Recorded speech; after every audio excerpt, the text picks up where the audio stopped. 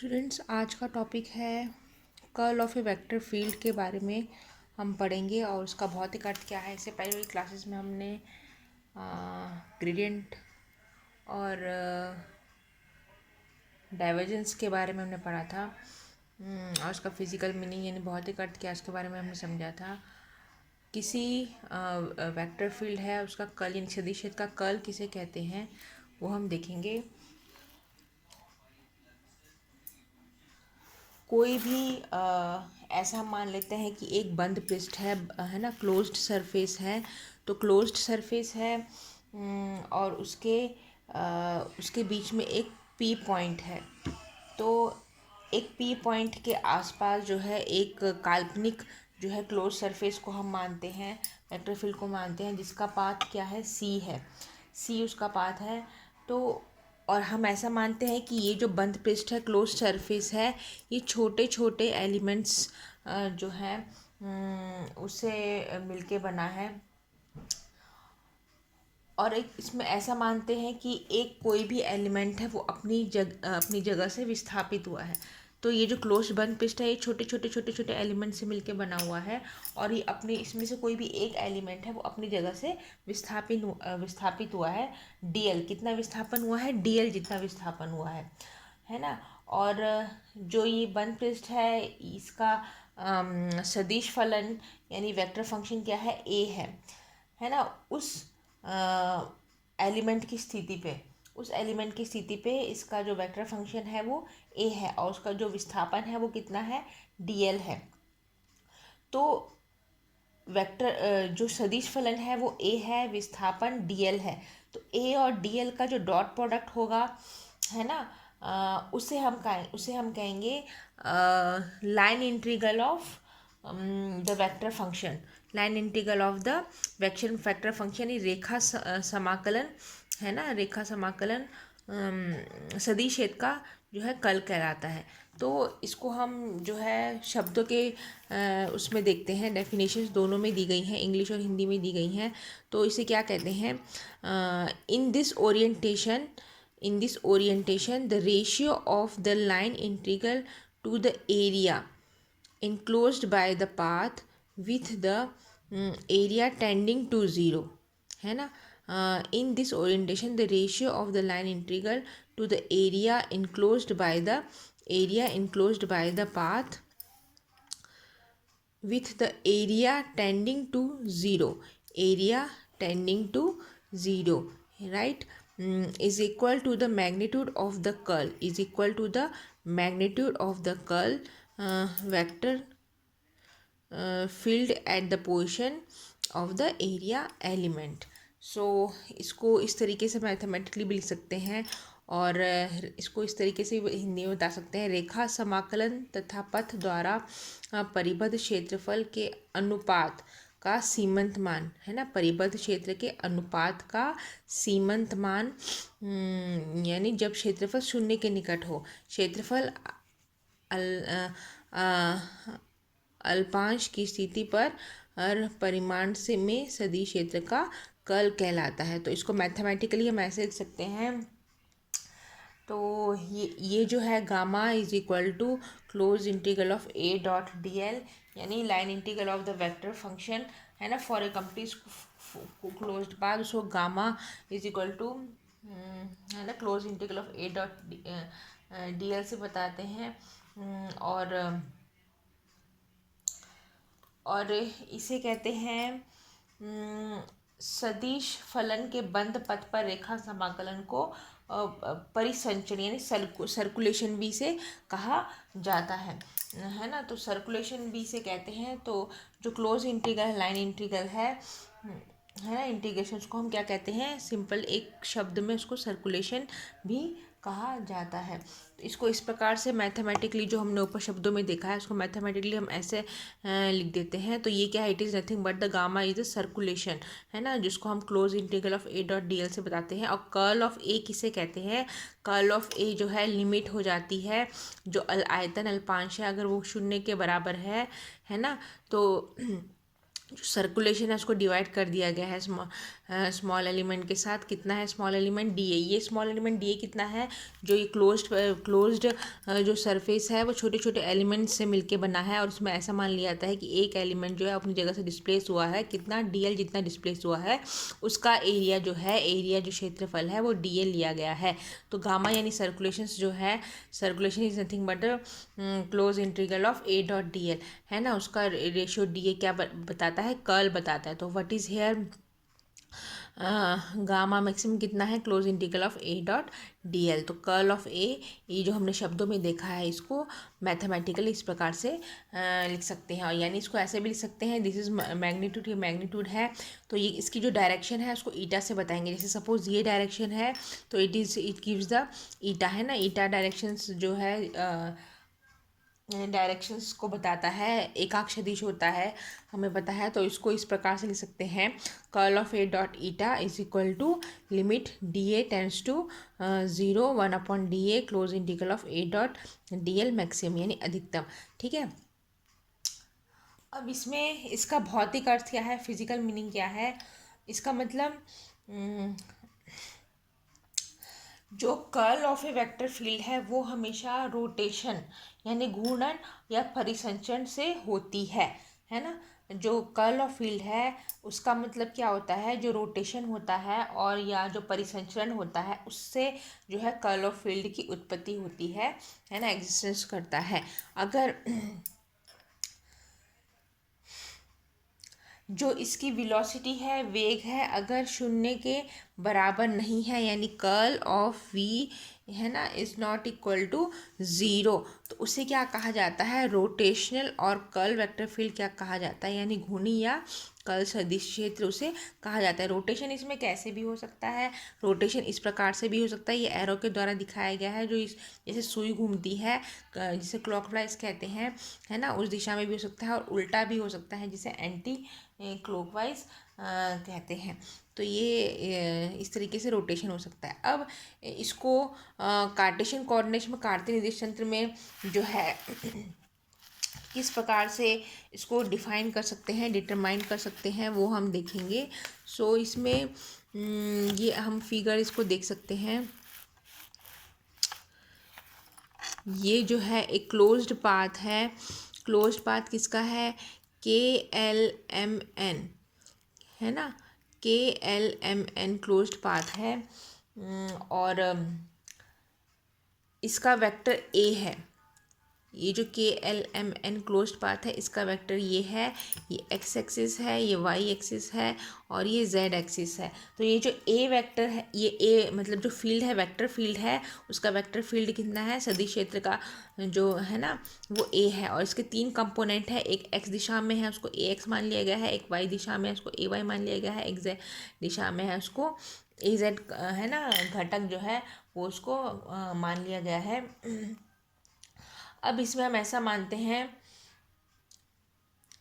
जो लेंथ है एक्स दिशा की तरफ उसको डी एक्स मान लिया गया है, जो ब्रीथ है वाई दिशा की तरफ उसको है ना चौड़ाई जो बोलते हैं उसको हमने डी वाई इस तरीके से मान लिया गया। यानी ये डी एक्स है, जो डी एक्स है ये एक्स एक्सिस की तरफ, इसको हमने इसकी लेंथ लंबाई मान ली गई है, और ये जो डी वाई है इसकी चौड़ाई ब्रीथ जो बोलते हैं, ब्रीथ है वो हमने वाई एक्सिस की तरफ उसको मान ली गई है। अब इसमें देखते हैं जो ए एक्स जो घटक है वो वाई डायरेक्शन में किस प्रकार परिवर्तित होता है। ठीक है, ये एक्स है, अगर वो वाई दिशा में जाएगा तो किस प्रकार से वो परिवर्तित होता है। तो जो क्लोज्ड जो बंद पथ है के एल एम एन के, तो बंद पथ पर के एल जो है वेक्टर फील्ड है, और जो एक्स का बदलाव है, जो ये एक्स घटक है एक्स दिशा में, तो वाई दिशा में किस प्रकार उसका बदलाव होता है, तो उसको मैथमेटिकली कैसे लिख सकते हैं, del A X by del Y, इस प्रकार से उसको लिखा जा सकता है। और ये इसका है ना सेंटर पॉइंट ओ है। सो सेंटर पॉइंट ओ से सेंटर पॉइंट ओ से जो है, जो केंद्र बिंदु ओ से है ना, ए एक्स की जो दूरी है वो क्या हो जाएगी, minus D Y by two, है ना, इस दिशा में minus D Y by two जो है उसकी दूरी है। यानी केंद्र बिंदु ओ से minus D Y by two जो दूरी तय करने पर ax घटक के परिणाम में क्या आ जाती है, कमी आ जाती है ना। कितनी दूरी, माइनस dy/2। यहाँ से ये और ये तो कितना है, dy है, और इसका आधा कितना हो जाएगा, -dy/2 हाफ हो जाएगा। तो ये इतनी सेंट्रल पॉइंट से -dy/2 दूरी तय करने पर जो घटक है, घटक कौन सा है, ये एक्स घटक है, उसके जो मैग्नीट्यूड है ना, उसमें क्या हो जाएगी, डिक्रीमेंट, कमी आ जाती है, डिक्रीज हो जाता है इसका मैग्नीट्यूड एक्स घटक का, है ना, सेंटर पॉइंट से कितनी दूरी पर, -dy/2 दूरी पर। तो उसको किस प्रकार से लिख सकते हैं, कितना तो चेंज कितना हुआ, इतना चेंज है, ठीक है। जो एक्स जो कंपोनेंट है, एक्स घटक है, वो वाई डायरेक्शन में, वाई डायरेक्शन देखो, ये ऊपर पॉजिटिव डायरेक्शन है वाई, और नीचे क्या है, नेगेटिव डायरेक्शन है। तो ये यहाँ से यहाँ तक कितना है, डी वाई है ना, यहाँ से यहाँ तक डी वाई है। तो ये कितना हो जाएगा, 0 से यहाँ तक dy/2, यहाँ से -dy/2, है ना, पॉजिटिव और नेगेटिव। तो इसके परिणाम में इसके जो मैग्नीट्यूड है, अगर चेंज हो रहा है वाई दिशा की तरफ, वाई डायरेक्शन की तरफ, तो del(ax/del y) से बताएगा। लेकिन इसका मैग्नीट्यूड में कितनी कमी आएगी, अगर, है ना, सेंटर पॉइंट O से -dy/dx में, ये यहाँ से यहाँ तक -dy/2 हो जाएगा, वहाँ से वहाँ तक dy/2 हो जाएगा। तो वो होगा -del(ax/del y) और dy/2। सो इसमें जो है जो टोटल तो KL जो पाथ है, KL इसका जो पाथ है, इसमें 4 पाथ है, KL, LM, MN और NK। क्लोज पाथ अगर हम लेंगे तो हम एक एक करके लेते हैं। जो KL पाथ है, तो KL पाथ के अलोंग जो वेक्टर फील्ड है, वो कितना हो जाएगा, AX। ये x डायरेक्शन है ना, तो कितनी कमी आई। वैसा अगर सेंटर से लेंगे, तो सेंटर से इधर लेंगे, तो एक कंपोनेंट कौन सा है, x डायरेक्शन की तरफ ax है। लेकिन अगर ये चेंज हो रहा है y डायरेक्शन में, ठीक है, जैसे हमने देखा है del(ax/del y) से उसको बताएंगे। और जो इसके सेंटर पॉइंट से चेंज हो रहा है, उसको अगर हम देखेंगे, तो इस डायरेक्शन में ये -dy/2 होगा। तो कितना इसका जो कंपोनेंट है, उसका कितना है ना, ax कितना उसका कमी आएगी, कितनी, तो ax माइनस इतनी कमी आएगी, ax माइनस दिस वन। तो del(ax/del y) dy/d2, एक है ना, अलोंग पाथ KL पाथ की तरफ, ठीक है। तो इक्वेशन 1 इस तरीके से MN की तरफ, MN हम लेंगे। सो MN में क्या हो जाएगा, देखो ये KL है और MN is the opposite to it.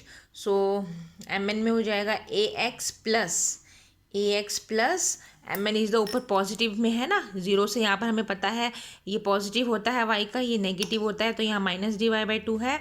और AX जो कंपोनेंट है, अगर वो इस साइड जाएगा, सो ये प्लस dy/2 होगा। सो कितना चेंज होगा, तो AX plus del AX/del y, this is del y है, हाँ बच्चों, ये del y, और dy/2, ये del y है, ये गलती से AY दिख रहा है।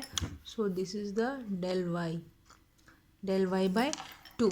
सो इतना, सो अपोजिट डायरेक्शन है, तो ये क्या हो जाएगा, माइनस में आएगा। सो इक्वेशन जो 2 है, it is of the MN path, ठीक है, MN पाथ के लिए है।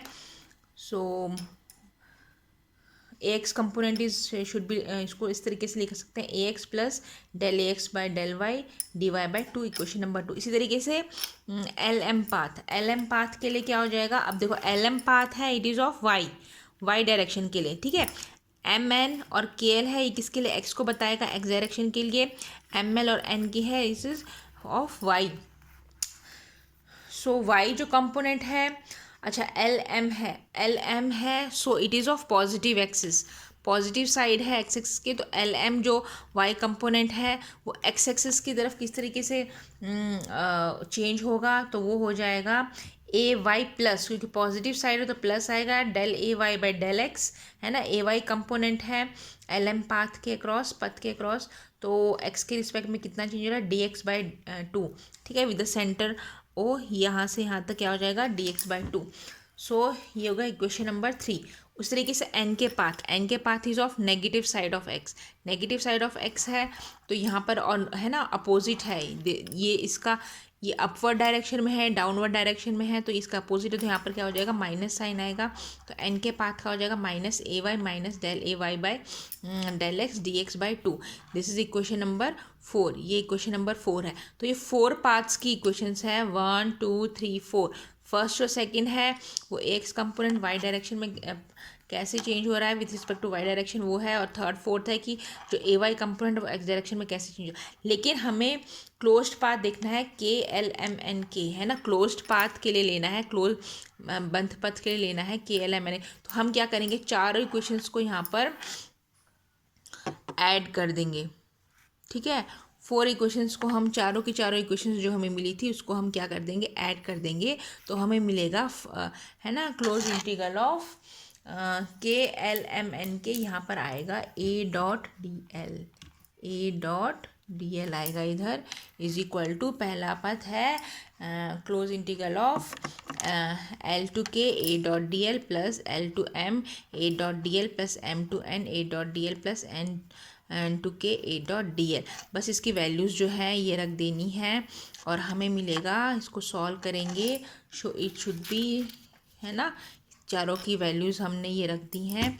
इसको अगर आप सॉल्व करोगे तो यहाँ पर आप देखोगे you will get like this, आपको इस तरीके से मिलेगा, है ना, del A Y by del x minus del A x by del Y D X of D Y.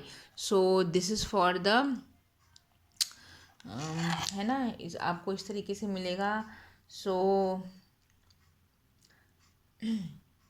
इसी तरीके से हमें जो है जो z कंपोनेंट है, अब यहाँ पर इस ये जो है इसको कर्ल ऑफ ए जेड, है ना, z डायरेक्शन के लिए है। So it is equal to, मतलब जो इसकी परिभाषा है कर्ल की, तो वो क्या है, the line integral of the vector, है ना, फील्ड अलोंग क्लोज पाथ। बंद पृष्ठ के लिए, बंद पथ के लिए जो रेखा समाकलन है सदिश क्षेत्र का, वो है कोई भी जो सरफेस एलिमेंट है ना, या तो सर्कुलेशन है पॉइंट एरिया, उसके बराबर है। सो तो जो z डायरेक्शन है, z दिशा है, वो किसके परपेंडिकुलर है, x और y प्लेन के, x और y प्लेन है उसके परपेंडिकुलर। इसका एक बार हम दोबारा देख लेते हैं। ये हमने जो वैल्यूज रखी थी उसमें हमें के एल एम एन के बंद पथ जो मिला था a डॉट डी एल इसके बराबर मिला था। तो इसका अर्थ ये है कि जो कर्ल की जो परिभाषा है उसके अनुसार किसी भी क्षेत्रफल का जो अल्पांश को परिबद्ध करने वाले बंद, है ना, परिपथ के अनुदिश सदिश क्षेत्र का रेखा समाकल या परिसंचरण प्रति एकांक क्षेत्रफल, है ना, के लंबवत तल एक्स वाई के लंबवत z दिशा में, है ना। तो यानी जो क्षेत्रफल होगा z दिशा में, क्योंकि इसमें x और y घटक है, तो उसका क्षेत्रफल किधर होगा, z direction perpendicular to the X Y plane. So the component क्या होगा of curl in z direction, तो z डायरेक्शन का कंपोनेंट कर्ल होगा। सो उसको हम इस प्रकार से भी लिख सकते हैं, तो कर्ल ऑफ a, है ना, डॉट के, क्योंकि z दिशा के लिए जो एकाक्ष सदिश है डॉट के है, तो इसको इस प्रकार से del A Y by del x minus del A x by del y. So इस प्रकार से इसको लिखा है। इस तरीके से एक्स के लिए लिख सकते हैं हम। तो एक्स के लिए क्या है, आई है यूनिट वेक्टर, तो उसमें इस प्रकार से आएगा। सेम वैसे ही सॉल्व करना है जैसे हमने ये जेड के लिए किया है। डेल तो हमें इस प्रकार से मिलेगा del A Z by del Y minus del A Y by del Z. उसी प्रकार से वाई के लिए तो हमें इस प्रकार से मिलेगा curl of A dot J is equal to del A x by del Z minus del A Z by del X. बस अब इनको क्या कर देना है, जोड़ देना, क्योंकि हमें टोटल कर्ल निकालना है एक्स वाई और जेड डायरेक्शन के लिए। तो curl of A is equal to I cap curl of A X plus J cap curl of A Y होगा यहाँ पर, प्लस के कर्ल ऑफ ए जेड, बस इनकी वैल्यूज़ जो हैं ये रख देनी है। और ये क्या हुआ, जो डिटर्मिनेंट होता है, डिटर्मिनेंट का एक्सपांशन है, उसका विस्तार है। तो curl of A is equal to i j k del by del x del by del y del by del z. और तीसरी इसमें रो में आएगा A x A y A z के कंपोनेंट, यानी it is nothing but the curl of A is equal to del cross A, है ना, del cross ए की तरह है ये, है ना। सो ये थी ये हमने जो कर्ल है वेक्टर फील्ड का, उसके बारे में हमने समझा आज।